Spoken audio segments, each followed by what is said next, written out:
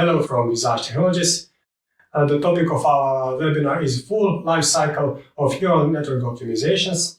First, few words about me. I'm Jure Pajić, your senior engineer from Visage Technologies. I have 8 years experience in the field, and I was a part of the neural network optimization process from the very beginning, since that was a bleeding edge technology. We as a company specialize in building real-world AI solutions with more of 20 years experience in the field. Now let's go to the topic of our webinar. First, let me give you an introduction to optimization. Let's define what is the problem we are dealing with. The core problem we are dealing with that lately models are getting heavier and heavier, more powerful, more hardware space, and therefore optimization is no longer optimal, it is essential for production. Business imperative, why do we optimize our model? First, obviously, cost reduction. This reduces infrastructure spend and also, more importantly, low energy consumption. On the other hand, a more optimized model enhances user experience and market research that makes faster response time and, more importantly, broader device compatibility. And finally, scalability and competitive advantage. We want to handle more traffic, we want to have faster iteration and deployment. From the development side, our optimization goals are latency, throughput, size, and power. With low latency, we want better user experience. With higher throughput, we want to serve as many users as possible. And with smaller power and size, we are lowering hardware and power requirements. And in our optimization goal, we have a fundamental trade-off. We want to have a high speed with the lowest accuracy loss. But sometimes we have no choice in this matter, and you are bounded with speed and accuracy goals. Most of the times, you are not bounded with just speed and accuracy goals. You are also bounded with target hardware as well. The hardware you target impacts your optimization goals. And now, when we cover all the basics, let's go through today's topic. We'll go through optimizations during and after training, model conversion and graph optimization for target device, deployment, and finally, benchmarking of entire system. Model development begins with training, and so your optimization begins as well. Before we go into specific optimization techniques, let's go with the elephant in the room first. The most important part of optimization is to choose the right model architecture for your job. Here, model zoos are your best friends. From Hugging Face, TensorFlow Hub, and PyTorch model zoos, you can download many pre-trained models for your needs. Now let's go into specific training techniques you can use. Knowledge distillation is a commonly used technique where you can leverage a larger model to teach a smaller neural network in the process. This by itself is a broad topic. One way to use this technique is to pseudo-label a larger dataset with a more powerful neural network and then pre-train a smaller neural network on that dataset. That way, you can increase your dataset quite cheaply and have a high quality training of your smaller model. Another technique is called quantization. First, let's define what it is. Quantization is a method of compressing high precision values to lower precision. It is doing that by calculating min and max ranges of expected values and rounding them to a lower precision. You can see this process on the right. Quantization is used in the quantization-aware training technique. It is used to, let's say, pre-round values during training. On the right, you can see how there are spikes in areas where values will be rounded after quantization. This way, rounding error is minimized and accuracy is preserved. This process requires trial and error, and it could take sometimes 3 to 6 months to get it right. Once model is trained, let's dive deep into post-training optimization techniques. The most commonly used technique is called pruning. Pruning is a type of network optimization which removes elements from the neural network. The idea is to detect and remove parts from the neural network which contribute little to final output. This way, we can reduce neural network with negligible reduction in accuracy. There are two types of pruning. weight pruning and structural pruning. In weight pruning, specific weights are removed or set to zero. In structural pruning, entire filters or channels are removed. Weight pruning by itself doesn't improve model performance if that optimization is not supported by a target hardware. Structural pruning usually does improve performance, but there are pitfalls. For example, if your target hardware is GPU in the smartphones and you are using TensorFlow Lite for running your neural network, you should make sure your number of channels is a multiple of 4. This is because TensorFlow Lite is calculating on GPU in groups of 4. So, if you had, for example, 8 channels and reduce it to 5, you won't gain any performance if you did not remove at least 4 channels. So know your hardware and know your software. The next optimization technique is post-training quantization. This is the most common and fastest optimization. No retraining required.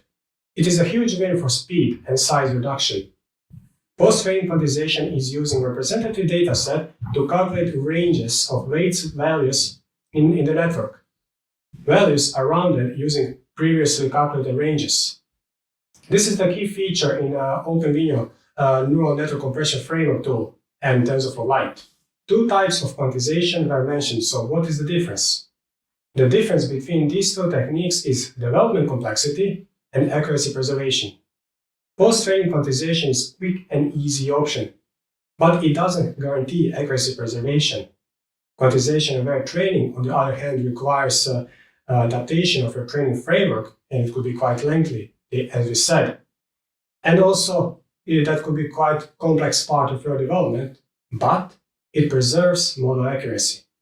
You usually start with post-training quantization and go to quantization-aware training if goal accuracy are not satisfied. But be aware, this is only possible if you have access to a training framework and you are not using off-the-shelf models. Now we have trained models and we want to deploy it. Before we can do that, we must convert models first for our target device and perform final optimizations. The main reason why we do model conversion is because usually you can't run PyTorch or TensorFlow models directly on your target device. Even if you could, your mobile application will be few gigabytes in size since these frameworks are huge. In Visage, our first step is to convert model to ONX format. ONX is considered a universal format for a neural network. From there, we can use tools which came pre-packaged with inference engines to obtain optimized format. These tools, during model conversion, are performing automated graph optimizations. As we can see on the right, batch normalization layer was fused with neighboring layers. This is an example of operation fusion. In our experience, automated graph optimization gives you additional 10% increase in performance. Your mileage may vary. Sometimes automated graph optimization missed a few spots to optimize your graph, or in the worst case, model conversion has failed. In that case, you have to do manual interventions in model structure. ONX Graph Surgeon is one of the tools you can use for that. Up until now, there is a lot of theory. Let me give you a concrete example of a problem we had 5 years ago while inference engines were still fresh on the market. We wanted to optimize part of our neural network by fusing outputs of few layers together. This, unfortunately, has created a problem for quantization, since outputs of those layers have different ranges. Remember when we talked about importance of value ranges for quantization? We decided to do a manual hack of a neural network by dividing an output of one operation by 32. This has made ranges similar and quantization worked correctly. But there is a problem. When we converted that ONX model to other formats, division has introduced lambda layers because back in the day, division was not fully supported operation. They call it bleeding edge technology for a reason. Our final hack solution was to replace division with matrix multiplication, where values of 1 over 32 is set on diagonal. This way, we simulated division through matrix multiplication. The actual proper solution would be to train network using quantization-aware training. if our end goal was to quantize a network. Let's go through a few more common pitfalls in the model conversion process.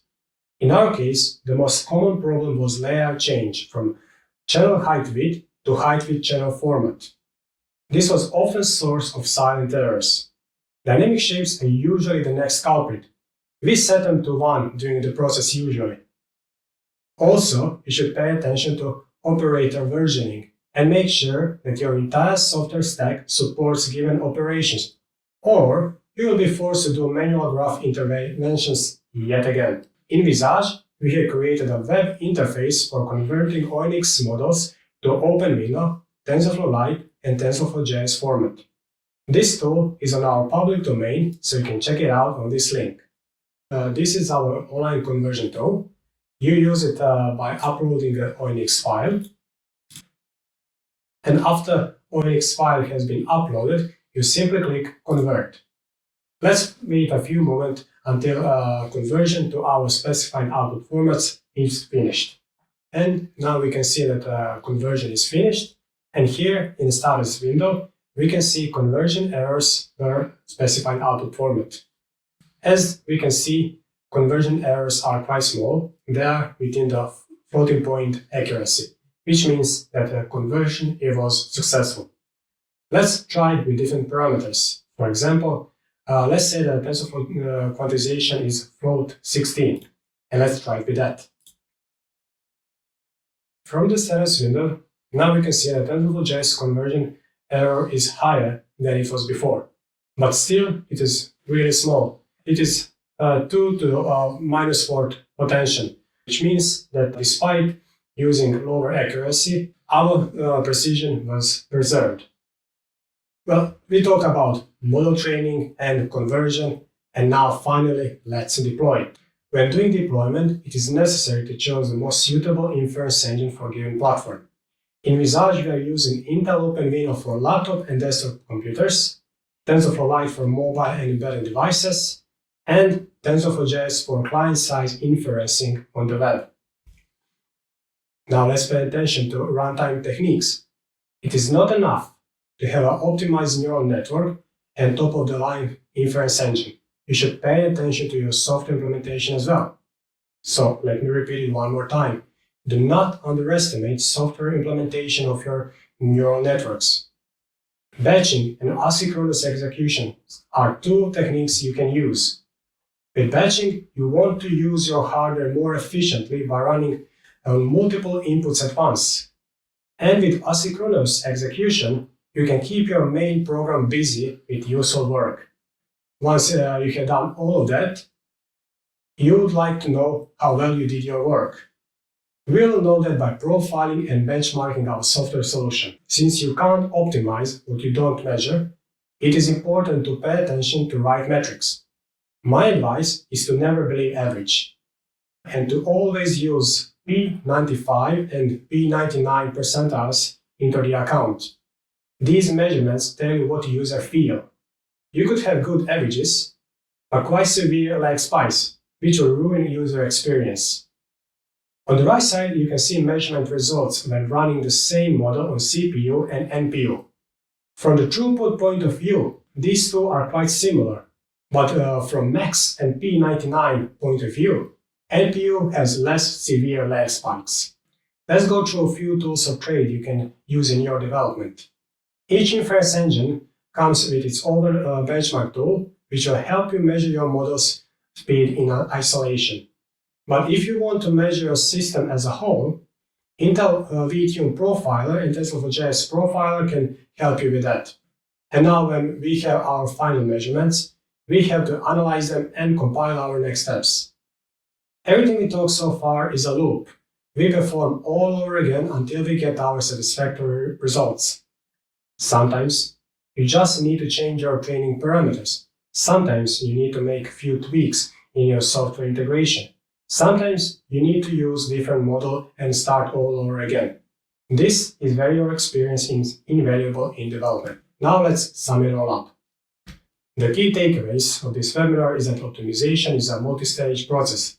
It's not a single step. Start and training time. Quantization will give you the biggest bang for your buck. You should know your hardware and your engine. Your choice dictates your strategy. And finally, profile, profile, profile. Use your tools at disposal to get your satisfactory results.